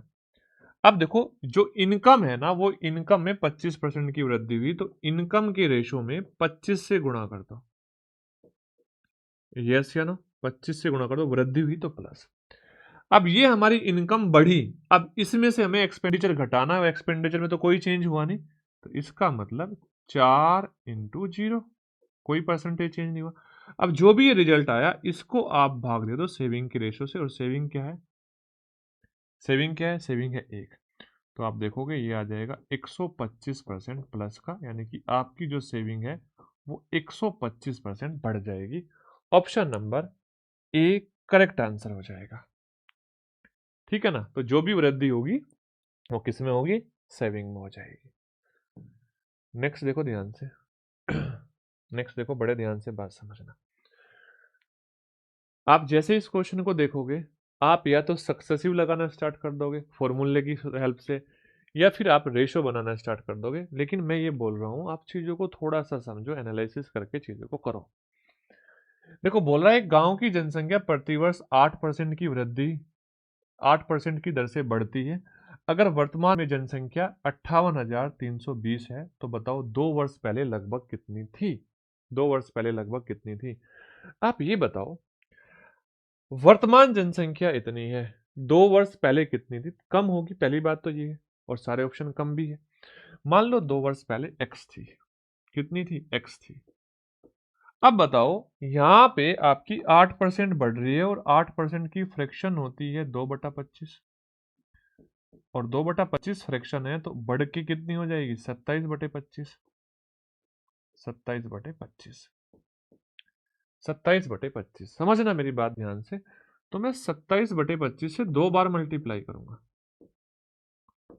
27/25 से 2 बार मल्टीप्लाई करूंगा, और बराबर लिख दूंगा किसके, जो भी आपका नंबर है वो मैं बराबर में लिख दूंगा। कितना, ये आपका 58320। अब मेरा मानना ये है, मेरा मानना ये है कि आपका नंबर, आपका नंबर 25 का स्क्वायर क्यूब और स्क्वायर 625, इस 625 से कटेगा ही कटेगा, इस 625 से कटना ही चाहिए, नहीं तो आपका आंसर नहीं है। यस या नो, 625 से कटना चाहिए, नहीं तो आपका ये आंसर नहीं है। क्यों, क्योंकि ये 625 उधर जाके गुणा कर रहा होगा। अब देखो क्या 625 से ये कट रहा है, आप बोलोगे नहीं 625 से ये कट रहा है, नहीं 625 से ये कट रहा है, नहीं, तो ऑप्शन नंबर ए ही 625 से कट रहा होगा, and that is your correct answer. ये आपका सही उत्तर हो जाएगा। अब कैलकुलेशन नहीं करनी थी, रेशो बनाते तो भी आपको समझना था कि 625 का मल्टीपल आंसर होगा। चलो नेक्स्ट देखो ध्यान से, सेम क्वेश्चन वही आ गया। एक मिश्रण में 60% दूध है, पहले में कराया है लेकिन समझना, 80 लीटर के मिश्रण में 20 लीटर पानी मिला दिया जाता है, तो आपके पास क्वांटिटी पहले वाली भी है और 20 लीटर पानी मिला दिया, नई क्वांटिटी भी है, तो दूध का नया प्रतिशत बताओ। तो पहली चीज तो एक बात बताओ, मिलाया क्या गया? तो आपने बोला पानी मिलाया गया। ऐसी क्वांटिटी कौन सी है जो चेंज नहीं हुई होगी? तो आपने बोला वो दूध है। तो यानी कि अगर हम टोटल क्वांटिटी को लिखे तो आप बोलोगे टोटल क्वांटिटी पहले 80 थी, अब 100 है, कि 20 लीटर पानी मिला दिया। इसका रेशो अगर बनाऊंगा तो ये 4 है और ये 5 है। अगर इस टोटल क्वांटिटी के रेशो को मैं उल्टा करके लिख दूं तो मेरे भाई जो क्वांटिटी नहीं बदली, दूध की क्वांटिटी का परसेंटेज आ जाएगा, ये आ जाएगा 5 और ये आ जाएगा कितना, 4। तो देखो ध्यान से, आप बोलोगे 5 रेशो जो है ना, दूध 60% था, तो 5 60% के बराबर है, तो कितने से गुणा? 12 से गुणा। तो 4 में भी 12 से गुणा करोगे तो 12 चौक 48 आ जाएगा, यानी कि अब दूध का परसेंटेज 48% हो जाएगा, और 48% हो जाएगा तो option number B correct answer हो जाएगा। ठीक है, डन बात है, आप बोलोगे यस। नेक्स्ट क्वेश्चन देखो, बोल रहा है the price of A product is decrease by x% and increase by x%। दो बार हुआ, एक बार पहले x% कम हुआ और x% बढ़ा। Final price is 10% less than the original. तो फाइनली जो है वो 10% कम है ओरिजिनल से। तो आप ये बताओ, जब x% बढ़ता है, x% घटता है, तो फाइनली आपको ये पता चलता है कि x² अपॉन 100% की कमी हो गई। अब ये x² अपॉन 100% की कमी किसके बराबर है? 10% के बराबर है। तो चाहूं तो मैं यहाँ ये परसेंटेज लेने की जरूरत नहीं है, क्योंकि ये किसके बराबर है? आप बोलोगे 10% के बराबर है। अब x² का मान कितना हो जाएगा? x² का मान हो जाएगा आपका 1000। यस या no?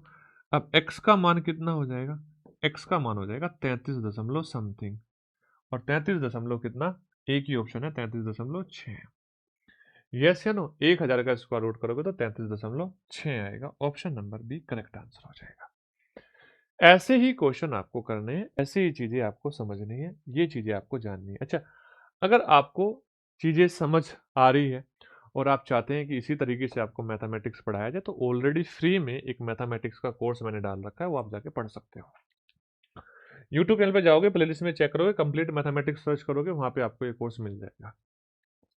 A value is increase by 30%, then the decrease by unknown percentage, sorry, then decrease by a unknown percentage to return the original value।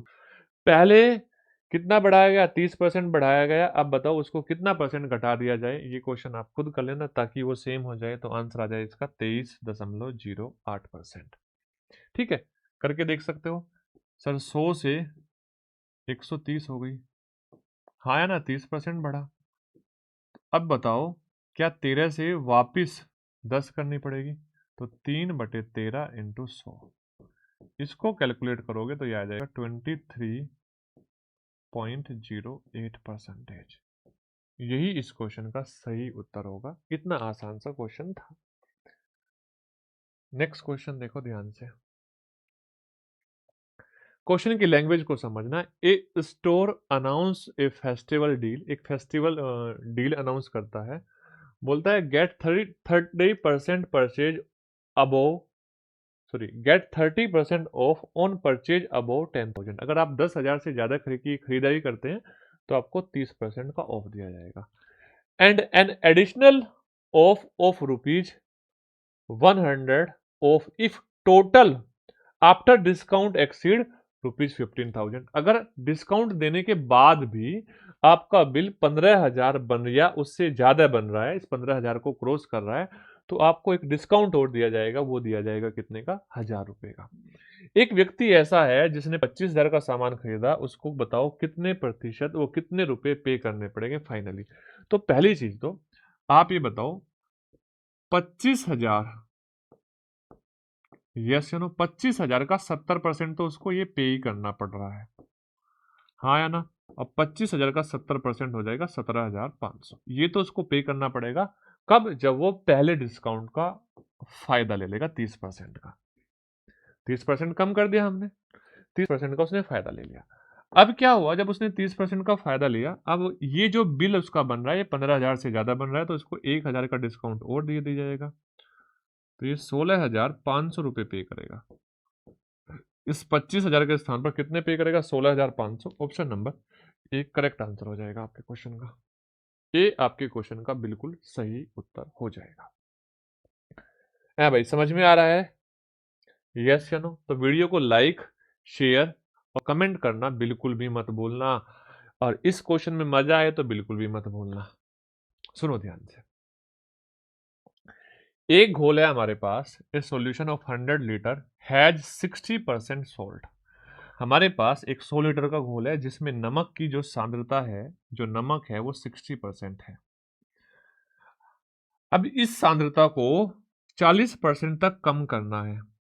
देखो, अगर हम नमक की सांद्रता को, यहां तक क्वेश्चन सुन बस, अगर नमक हमारे पास 60% है, इसको हम 40% पे लाना चाहते हैं, तो दो ही रास्ते हैं, एक तो नमक को निकाल लो या फिर दूसरी चीज इसमें ऐड ऑन कर दो। और बोल रहा है कि निकालने के लिए हमने पानी, कितना पानी मिलाना होगा। एक क्वेश्चन तो ये हो गया, एक क्वेश्चन तो हो गया आपका ये। फिर बोल रहा है और फिर सांद्रता को वापस 50% करना है, उसके लिए हमें कितना शुद्ध नमक मिलाना होगा। अब वापस क्या करना है, वापस हमें उसी सांद्रता को 50% करना है, फिर हम उसमें क्या डालेंगे, नमक डालेंगे। तो आपका ऑप्शन दिए है दोनों वाले। पहले हम इस क्वेश्चन को यहां तक सोल्व करते हैं, यहां तक देखो ध्यान से। आप बताओ ऐड किसको किया गया? आप बोलोगे वाटर को ऐड किया गया, हाँ या ना? वाटर को ऐड किया गया। इसका मतलब अगर हम साल्ट के परसेंटेज को चेक करें रेशो में, तो वो क्वांटिटी का इनवर्स है। तो देखो हम बात करते हैं सबसे पहले साल्ट के, क्योंकि साल्ट यहाँ पे फिलहाल चेंज नहीं हो रहा। और साल्ट का परसेंटेज की अगर हम बात करें, साल्ट का पहले परसेंटेज 60 था, अब परसेंटेज कितना है? अब परसेंटेज 40 है। मैं परसेंटेज हटा रहा हूं, है ना? इसको सिंप्लीफाई करो तो 3:2 है। अब बताओ, मैं आपसे बोल रहा हूं टोटल क्वांटिटी कैसे चेंज हो रही होगी। आप बोलोगे टोटल क्वांटिटी उल्टे रेशो में जाएगी, तो 2:3 हो जाएगी। अगर मैं यहां पर बोलूं 2:3 हो जाएगी, तो बताओ ध्यान से, क्या आपने जितनी दो थी उसमें एक ऐड कर दिया? अब अगर ये 200 है, दो आपका 100 है, सब आपको पता चल जाएगा। 200 है, आपने ऐड किया 50, है ना? और टोटल हो गई 150। अब आप ये भी ध्यान रखना है, आपके पास अब जो मिक्सचर है वो 150 लीटर का है, जिसमें 40% क्या है? 40% सोल्ट है। जिसमें क्या है? 40% सोल्ट है। ये बात आपको याद रखनी पड़ेगी, भूलना नहीं है इसको। अगर इसको भूल गए तो क्वेश्चन गलत कर दोगे। अब यहाँ पे क्या है? 40% आपका हो गया क्या? सोल्ट। यस या नो? यहां तक की बात समझ में आई? तो पहली चीज आपको पता चली कि हमने 50 लीटर वाटर ऐड किया। अब 50 लीटर वाटर ऐड किया, तो इन दो ऑप्शन में तो 50 लीटर नहीं है, ये दो ऑप्शन बचे। अब नेक्स्ट क्वेश्चन समझो। अब क्या है नेक्स्ट क्वेश्चन? हमारे पास जो टोटल क्वांटिटी है 150 लीटर की है, जिसमें जो नमक है वो 40% है, और नमक हमें अब 50% करना है। तो इसका मतलब मिलाना भी क्या है? नमक है। तो अब बताओ, सेकंड वाली कंडीशन में वाटर सेम होगा।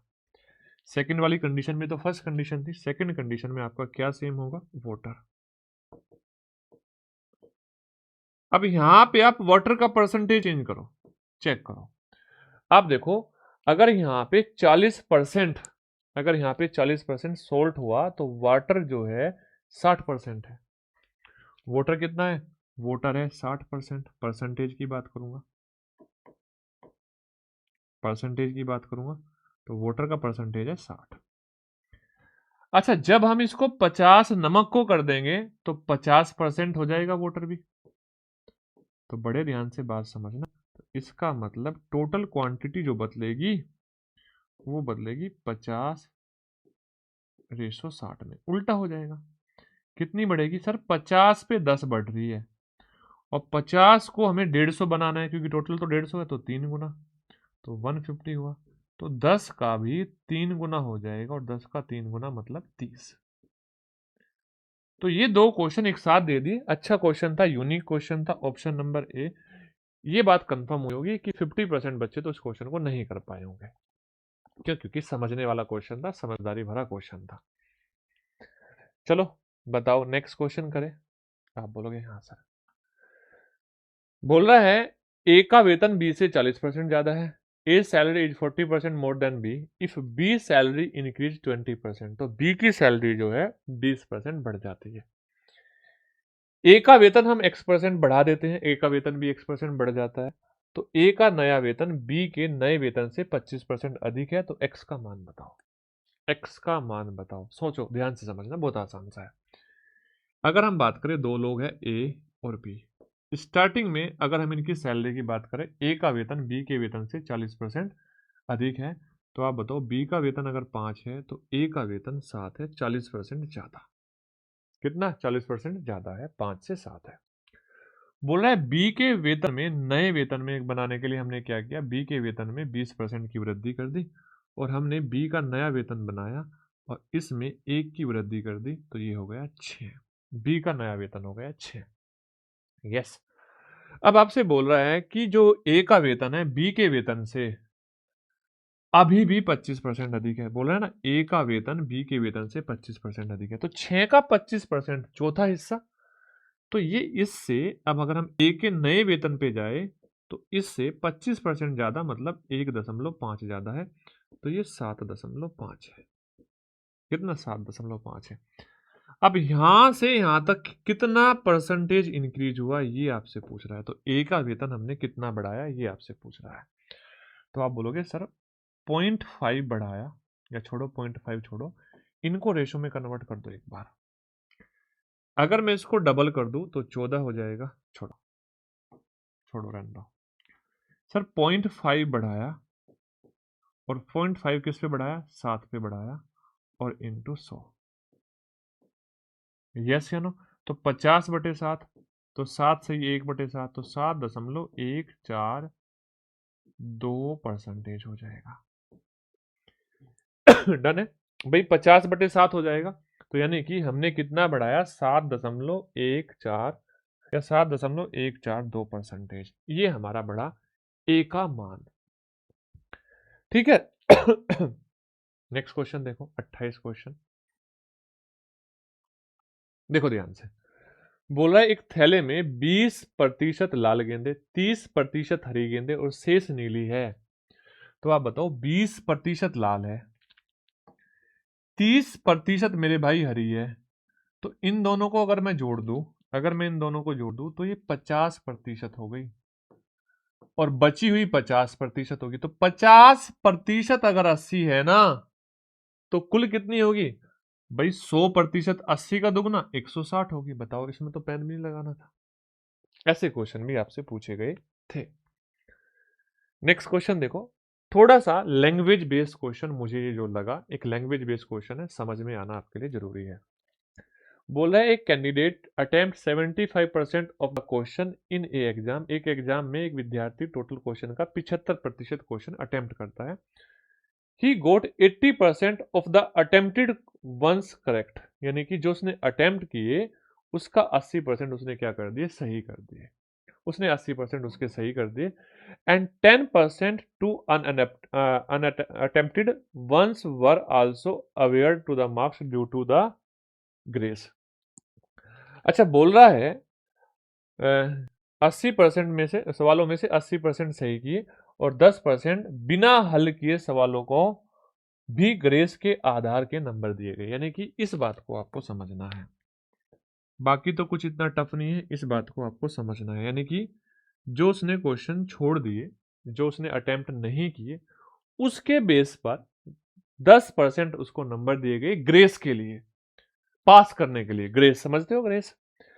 अगर टोटल सवाल 200 थे तो बताओ उसने कितने सवाल सही किए या कितने सवाल सही प्राप्त किए। यहां पे ये बात होना चाहिए, उसने सही तो किए 75%, सही प्राप्त किए, ये बात आपसे पूछ रहा है। सुनो ध्यान से, पहली चीज आप समझना, टोटल 200 सवाल है। यस या नो? 200, और 200 का 75%, आप बोलोगे 75/100, इसका मतलब उसने 150 क्वेश्चन अटेम्प्ट किए और जो अनअटेम्प्ट थे वो 50 क्वेश्चन थे। जो अनअटेम्प्ट थे 50 क्वेश्चन थे। इस 50 क्वेश्चन का 10% उसको ग्रेस में मिले और इसका 10% हुए 5 क्वेश्चन उसको ग्रेस के रूप में सही कर दिए गए। भाई आप इस बात को समझ लो, बोल रहा है ना इस 50 का 10%, कितना परसेंट? इस 50 का 10%, और 10% कितने क्वेश्चन होते हैं? 5 क्वेश्चन। उसको क्या कर दिए? ग्रेस के रूप में सही कर दिए। 5 क्वेश्चन तो उसके ये सही हो गए। अब जो ये 150 थे, इसका 80% उसने सही किए। तो 150 का जब हम 80% करेंगे तो आप देखोगे 150 का 80% यानी कि 4/5। तो आप देखोगे 120 क्वेश्चन ये हो गए। तो मेरे भाई उसको 120 क्वेश्चन तो उसकी मेहनत के मिले जो उसने किए, लेकिन ये 5 क्वेश्चन उसको ग्रेस के मिल गए। और जब 5 क्वेश्चन उसको ग्रेस के मिल गए तो 125 क्वेश्चन के अंक के बराबर उसको नंबर प्राप्त हुए होंगे और आंसर आएगा इसका 125, 125। यस या नो? आप बोलोगे यस सर। 5-6 क्वेश्चन रह गए बस, ज्यादा लंबा नहीं है क्लास, ज्यादा लंबी नहीं होगी, ज़्यादा लंबी क्लास नहीं होगी। आप इस क्वेश्चन को फटाफट आप कर सकते हो, मैं भी करके दिखा देता हूँ, आपको आता ही होगा। आय 75% है तो आप सबसे पहले इनकम का, एक्सपेंडिचर का और सेविंग का रेशो लिखोगे। आय 75% है तो आप बोलोगे 3 एक्सपेंडिचर है, 75% खर्च करता है तो 3 एक्सपेंडिचर है मेरे भाई, 4 इसकी इनकम है। एक व्यक्ति अपनी आय का 75% खर्च करता है, यानी कि अगर 4 इनकम है तो 3 वो खर्च कर देता है। क्यों? क्योंकि 75% की जो फ्रैक्शन होती है वो 3/4 होती है। बोल रहा है मुद्रा स्फीति के कारण उसके खर्चे में 20% की वृद्धि होती है। तो यहाँ पे ये भी बात ध्यान रखना है कि जो उसकी सेविंग बची 1 और उसकी आय में 10% की वृद्धि होती है। तो बताओ आय तो 10% बढ़ी, तो 4 गुणा 10, तो ये क्या हुआ? प्लस हुआ। अब इसमें से हम खर्चा माइनस करेंगे, तो माइनस, खर्चा माइनस करना है और खर्चे में भी वृद्धि है तो यानी कि जो खर्चा है वो रिजल्ट में पॉजिटिव है। तो आप बोलोगे 3 × 20 और डिवाइड बाई 1। तो यहां से हमने इसको सोल्व किया तो माइनस का 20 आया, यानी कि जो आपकी सेविंग है वो 20% कम हो गई। जो आपकी सेविंग है वो 20% कम हो गई। Option number D correct answer हो गया। ठीक है, ऑप्शन नंबर डी आपका करेक्ट आंसर हो गया। ये आपको मैं दे देता हूं होमवर्क, है ना। HW एक काम करना, जब आप इसको होमवर्क में आंसर बताओगे तो आप होमवर्क जरूर लिखना। होमवर्क लिखना, उसके बाद में क्वेश्चन नंबर 31 लिखना और तब जाके इसका आंसर लिखना। ये मेरी आपसे रिक्वेस्ट है। क्यों रिक्वेस्ट है? क्योंकि बहुत बार क्या होता है ना, बच्चा क्या सोचता है, मान लो आपने क्वेश्चन नंबर लिख के आंसर लिख दिया, तो बच्चा क्या सोचता है कि शायद सामने वाला बोल रहा है कि सर नहीं, इस क्वेश्चन का आंसर तो ये आएगा, आपने तो गलत कराया है, तो वो कमेंट देख के ही भाग जाता है। तो आपको क्या करना है यहाँ पे, ये मेरी रिक्वेस्ट है, अगर कोई ऐसा नहीं करेगा तो मैं उसका कमेंट डिलीट कर दूंगा। आपको क्या करना है, आपको ऐसे ही कमेंट करके आंसर बताना है। ओके, चलो नेक्स्ट क्वेश्चन देखो। बोल रहा है 3 संख्याओं का औसत, the average of 3 number is 35 if the first number is 20% more than the second number and third number is 20% less than the second number. आप देख रहे हो यहाँ पर जो सेकेंड नंबर है, दोनों की कंपैरिजन सेकंड नंबर से हो रही है। पहली संख्या दूसरी संख्या से 20% अधिक है और तीसरी संख्या दूसरी संख्या से 20% कम है। तो मैं यहाँ पे बड़े इजीली लिख सकता हूँ, फर्स्ट नंबर, सेकंड नंबर और जी थर्ड नंबर। अब देखो अगर ये 5 है और 5 से 20% ज्यादा पहला है, तो 5 से 20% ज्यादा क्या होता है? 6 होता है। भाई 20% की फ्रैक्शन 1/5 होती है। 1/5, 20% बढ़ाओगे तो 5 से 1 बढ़ के 6 हो जाएगा। लेकिन जो थर्ड नंबर है सेकंड से 20% कम है, 1 कम हो जाएगा, 4 हो जाएगा। आप देख रहे हो, अगर मैं इनकी रेशो में बात करूं, रेशो में आप ये बात समझ गए, ये नंबर कॉन्जुगेटिव नंबर है और कॉन्जुगेटिव 3 कॉन्जुगेटिव नंबर में एवरेज ऑलवेज भी मिडिल नंबर होता है। तो आप देखोगे ये आपका एवरेज है, ये आपका एवरेज है रेशो में, यस या नो। और आपका एवरेज कितना है, 35 है, यानी कि जो सेकंड नंबर है वो 35 है। आपसे यही पूछ रहा है दूसरी संख्या बताओ क्या है, तो दूसरी संख्या आपकी 35 है, क्योंकि एवरेज ही सेकंड नंबर है, एवरेज ही सेकंड नंबर है, तो ऑप्शन नंबर ए आपका करेक्ट आंसर हो जाएगा। ठीक है, नेक्स्ट देखो ध्यान से।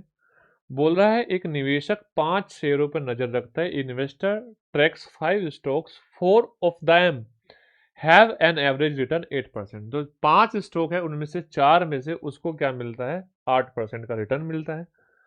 The overall average return is 9%। Overall average return क्या है, 9% है। What was the return of the 15 stroke, जो पांचवा स्ट्रोक है, फिफ्थ स्ट्रोक जो पांचवा स्ट्रोक है उससे एवरेज रिटर्न कितना मिला। एक्चुअल में अगर मैं आपको कहूं, ये क्वेश्चन गलत प्रूव किया जा सकता है, लेकिन ये कब गलत प्रूव किया जा सकता है, जब यहां पे आप प्रूव करो जो 5 शेयर है वो अलग अलग प्राइस के हैं। अब इसका सॉल्यूशन तभी पॉसिबल है जब ये 5 जो शेयर है ये सेम प्राइस के हो। किसके हो, सेम प्राइस के हो। और मैं इसका सॉल्यूशन कर रहा हूं सेम प्राइस मान के। अच्छा, सेम प्राइस के हैं तो 4 पे तो 8% का रिटर्न आया। पहले तो आप बताओ टोटल रिटर्न कितना चाहिए, आपने बोला पांचों पे टोटल 9% का रिटर्न चाहिए, तो 45% रिटर्न होना चाहिए। लेकिन 4 पे उसने 8% का रिटर्न लिया, तो 8 चौक 32% रिटर्न में मिल गए। अब उसको ये 45 करने के लिए जो नेक्स्ट फिफ्थ है उसको कितना रिटर्न लेना पड़ेगा, 13% का रिटर्न उस पर लेना पड़ेगा, और option number B correct answer हो जाएगा। ठीक है, ऑप्शन नंबर बी इस क्वेश्चन का बिल्कुल सही उत्तर हो जाएगा। देखो ये क्वेश्चन बड़ा लाजवाब क्वेश्चन है और आप इसका आंसर निकाल सकते हो, लेकिन जो मैं बता रहा हूं उस तरीके से निकाल पाओगे, समझना ध्यान से। बोला है it reduce of 20% of the price of sugar enables to a person to buy 5 kilogram more ₹4 यानी कि 200 रुपए में एक व्यक्ति अगर चीनी की कीमत में 20% की कमी हो जाए तो 200 रुपए में 5 किलोग्राम अधिक चीनी खरीद सकता है। तो जब भी ऐसी सिचुएशन आए कि किसी की वैल्यू में कमी हो और एक फिक्स प्राइस हो, उसमें एक्स्ट्रा चीजें खरीदी जाए या कम खरीदी जाए, तो हम इसमें नया प्राइस बताने के लिए एक लॉजिक लगाते हैं, न्यू प्राइस। याद रखना है, हम यहां से न्यू प्राइस डायरेक्ट बता सकते हैं, हम न्यू प्राइस बताएंगे। सर यहाँ पे तो ओरिजिनल कीमत पूछी है तो आप न्यू क्यों बता रहे, अरे भाई ओरिजिनल से जो है न्यू से 20% ज्यादा है। आप ये बताओ, यहाँ पे समझो, आपको पूछा है ओरिजिनल प्राइस, अच्छा न्यू प्राइस ओरिजिनल से क्या है 20 कम है, तो अपने आप आंसर बता सकते हो। अगर हमें न्यू पता चल जाए तो इजी है। सबसे पहले देखो आपने 200 रुपए क्या किए, खर्च किए, और कमी कितनी होगी थी 20% की, तो 200 का 20% निकालो और 200 का 20% होगा 1/5 ये। ठीक है, यानी कि अगर मैं बोलूं ये क्या था, आप इतने पैसे बचा सकते थे, लेकिन आपने इसमें 5 किलो चीनी खरीद ली, तो इसको मैं 5 से और भाग दे दूं, तो आपको समझ में आया कि 8 रुपीज पर केजी थी हमारी पुरानी कीमत। पुरानी कीमत 8 रुपए पर केजी थी। तो आप अपना ऑप्शन देख लो, किस नंबर में 20% की कमी करूं ये 8 हो जाए, तो आप बोलोगे सर यहाँ पे 20% की कमी कर दो 10 में, आंसर आ जाएगा 10, यानी कि आपकी जो मूल कीमत थी वो थी 10 रुपए। कर सकते हैं ना ऐसा ऑप्शन से, बिल्कुल कर सकते हैं। बहुत आसान सा क्वेश्चन है। किसी संख्या में 20% और उसी संख्या के 10% के बीच का अंतर 120 है। तो देखो दो संख्याओं के 20% और 10% का अंतर तो 10% होता है, और 10% का मान 120 है, और आपसे 100% का मान पूछा है, यानी कि संख्या पूछी, आंसर आ जाएगा 1200। बहुत आसान सा क्वेश्चन था, इसको तो मैं क्या ही आपको समझाऊं, आप समझ गए होंगे। बोल रहा है एक सम त्रिभुज का क्षेत्रफल में 44% की वृद्धि हुई। सम त्रिभुज का मतलब समबाहुभुज यानी कि इक्विलेटरल ट्रायंगल।